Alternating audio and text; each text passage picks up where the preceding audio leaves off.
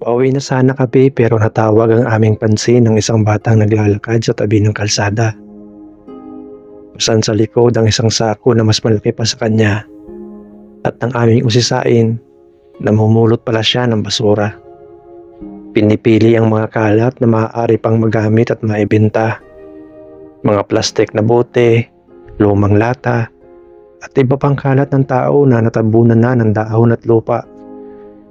Matyagang tinitipo ng mga bagay na para sa marami wala nang halaga.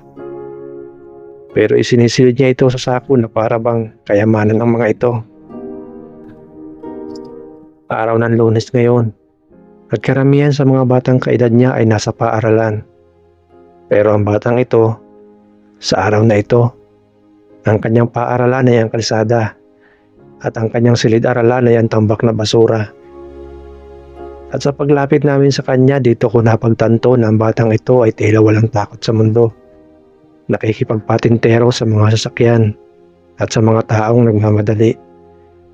Pinapasok kahit ang madilim na sulok ng kalsada para tuloy isang malaking tanong ang eksena. Ano kaya ang kanyang kwento? Sino ang batang ito? At ano ang dahilan kung bakit ginagawa niya ito? Kanina pa natin siya sinusundan. Tuloy-tuloy lang siya. Nakakatawa mga kabal dahil nakakatulong na siya. Nalilinis niya na itong kalsada sa mga plastic-plastic. Ganon din siguro, yan, kumikita siya. Hindi lang natin alam kung bakit niya yung ginagawa, kung para saan. Mamaya tatanungin natin siya, lalapitan natin siya. Ayun, kaya sa dulo. Doon ang bintahan ng ano ay, mga siguro plastic. Siguro ibibinta niya na itong dala niya kasi ayan, junk shop ito.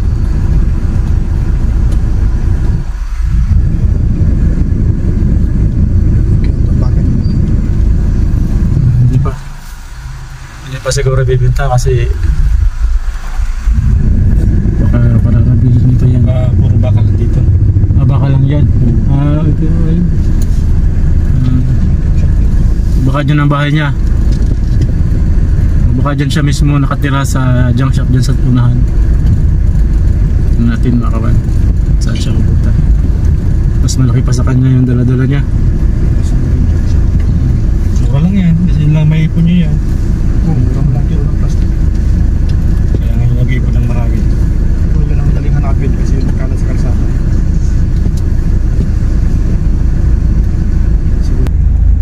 Ayun.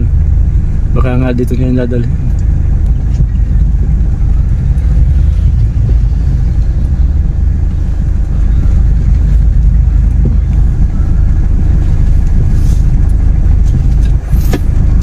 Ayun, dito niya siguro ibibinta mga plastic.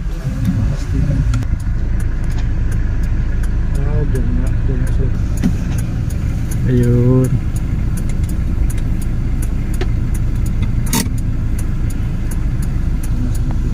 Dito niya pala dinadala yung plastic niya.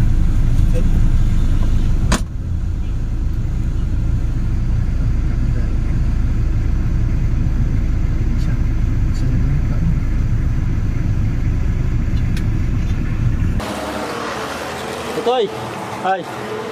Saan ang uwi mo? Sa Motherload po. Taga-Motherload ka. Dito tayo, tabi tayo. Tabi tayo. Ito yung binili mo? Opo. Magkano yung pinira mo? Kinita mo sa doon sa dala-dala mong plastic? Magkano? 10 piso. Opo. Ayan, tapos nakabili ka nito. May sukli ka pa. Opo. Napansin mo kanina pa kami nakasunod sa'yo? Napansin mo? Hindi ka naman nagkataka. Bakit yan nakasunod sa'yo? Ano nasa isip mo? Wala naman. Ayan, gusto naming tingnan kung ano yung ginagawa mo. Tapos, bakit mo yung ginagawa? Saka saan ka nakatira? Saan ka nakatira, Motherload? Diyan lang. Okay lang na sumama sa inyo? Okay lang? Doon ang bahay mo. Malapit lang. Maglalakad lang tayo. Sasakay na lang tayo. Malapit. Maglalakad na lang. Ay. Kuya mo ito? Kapatid mo? Oo. Wala ka kuya mo. Ito palang binili mo na para sa kapatid mo. Lagi ba ang ganyan pagka bibili mo yung kapatid mo? Minsan po, lugaw. Minsan ano? Lugaw. Lugaw. Bumibili ka ng lugaw para sa kapatid mo. Opo. Bakit hindi pagkain mo yung binibili mo? Para sa kapatid ko po. Ganun talaga. Ano ba yung kapatid mo? Naglalakad na? Malaki na? Malapit na po. Malapit na maglakad. Ayun. Sabihin, pag namulot ka, tapos bininta mo, bibili mo minsan lugaw. Opo. Minsan ganyan, biskuit. Opo. Ano na. Hindi pang karaniwan mga kawal yung kabaitan, sakripisyo nitong batang ito. Yung kwento pa lang, papapalo ka na kagad. Pero ayan, gusto ko makita yung kapatid niyang sinasabi. Tara, okay lang? Opo.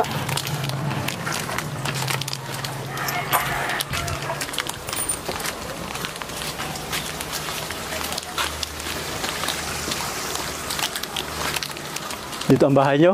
Opo. Diyan po. Ito. Ito ang bahay niyo. Ayan. Sino kasama mo dyan? Sinama po ang kapatid ko. Tsaka yung kapatid mo? Dalawa po ang kapatid ko dyan. Dalawa? Opo. Dalawa ang kapatid mo. Ayan. Apo. Ay, ate. Po. Ayan. Vlogger po kami, ate. Ay, anak niyo po ito si Nano. Opo. Nasaan po yung sinasabi niyang kapatid niya? Na binibi. Ayan. Nasaan po? Ano po, tulog po. Ayun. Nakatulog. Tulog. Okay lang po makakakwentuhan kayo, ate. Ayan. Pamilyar naman siguro kayo sa vlogger. Opo. Nabanggit niya po sa akin, minsan kapag namumulot daw siya ng plastic, tapos binibenta niya, para lang talaga sa kapatid niya. Napakabait na bata. Gatas. Pambili ng gatas ng kapatid niya. Tsaka pampers. Pampers, ayun. Saka sabi daw, minsan lugaw.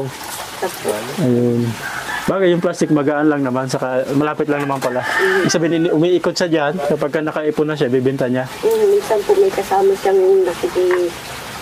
sa kanya. Natulong sa kanya. Minsan may mga bata din siya kasama. Ayun. Ikaw ba na hindi ka naman gutom? Hindi naman. So para sa kapatid mo lang talaga yung binili mo. Ayun. Napakasipag Ayos Anong grade ka na sana? Ito po na ako. Ha? Ito na po ako. Grade 2 na sana. Kaya lang nagtigil ka. Pero marunong ka na magbasa. Dito. Hindi pa. Kung mag-aaral ka, makakapagtapos, ano sana ang pangarap mo? Maging Sundalo. Maging sundalo. Ayun. Sabihin talaga matapang. Ang nakita ko sa kanya yung kahanga-hanga niya, yung sipag niya.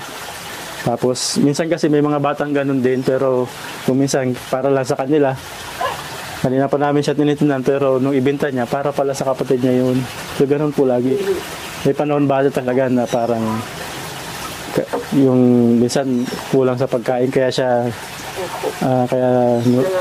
nangangalakal po. Tapos para lang din sa bunso niya kapatid. Bili ng gatas at saka pampers. Ayun.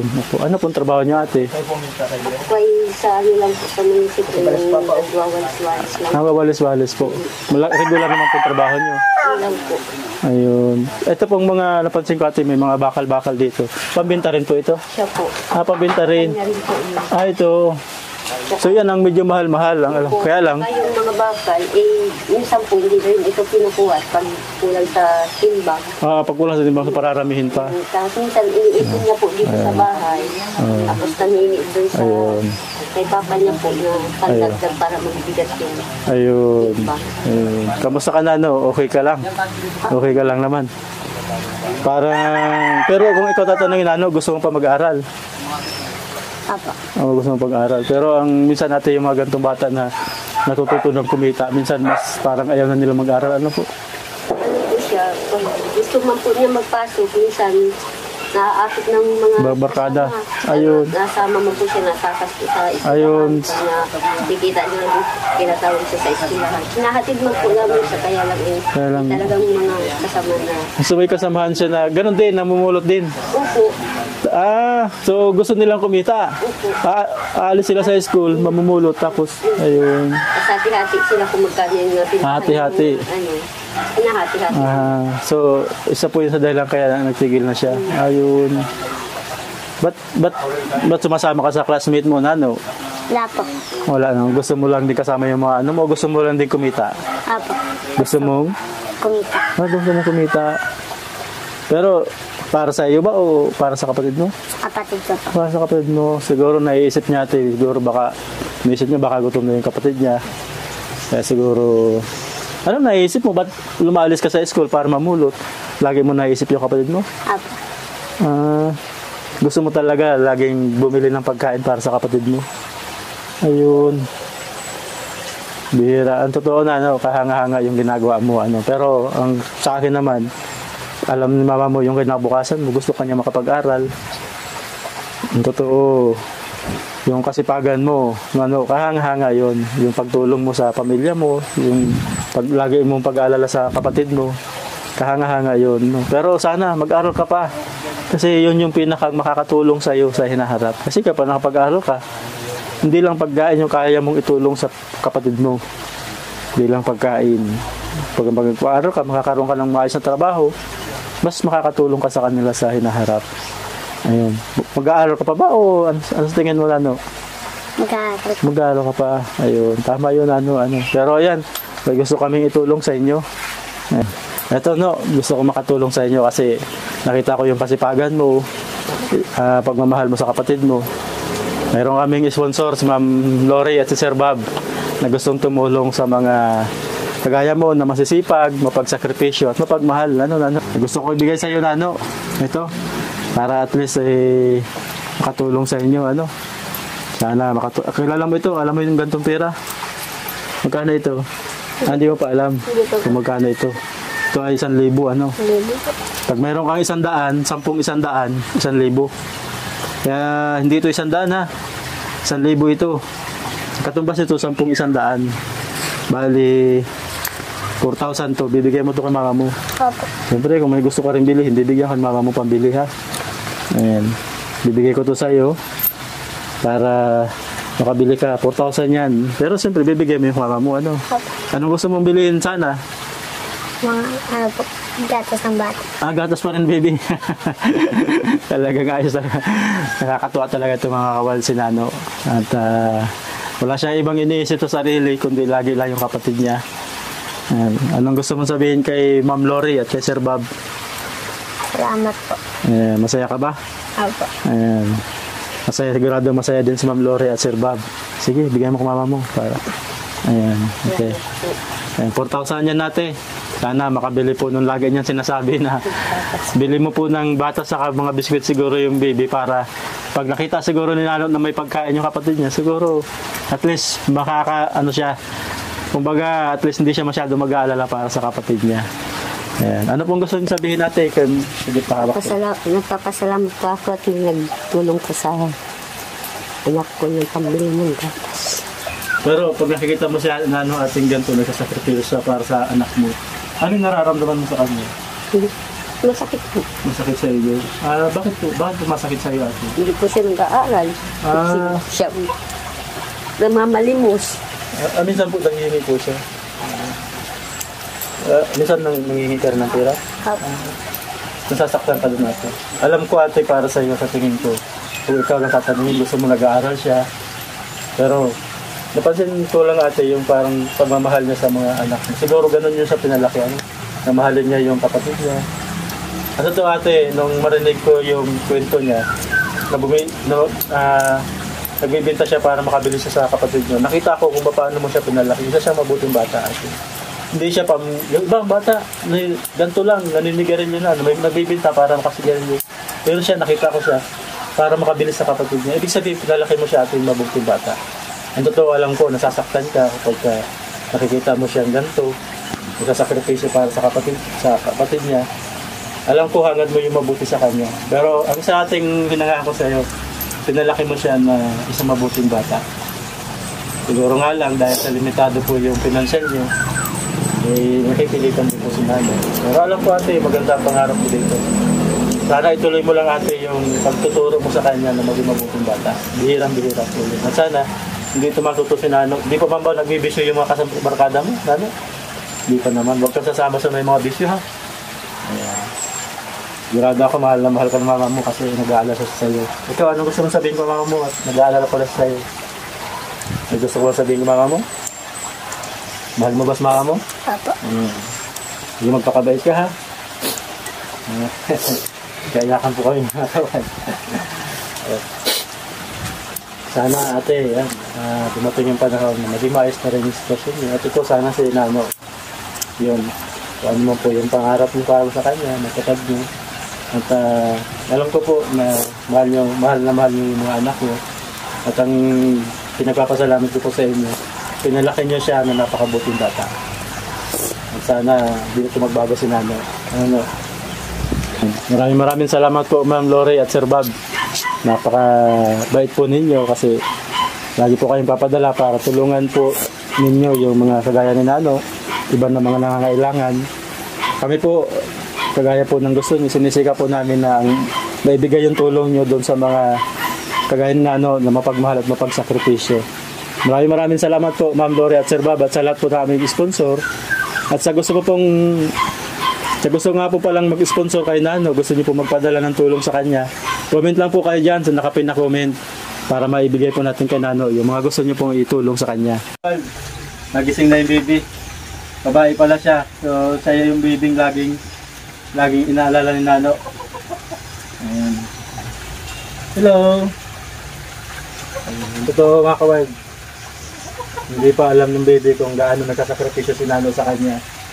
Pero, siya yung baby na laging dahilan kung bakit umaabsent si Nano sa school. Kung bakit siya bakit siya naghahanap ng plastic para daw makabili ng gatas, lugaw, biscuit para sa kanya. No, baby, mahal na mahal ka ng kuya mo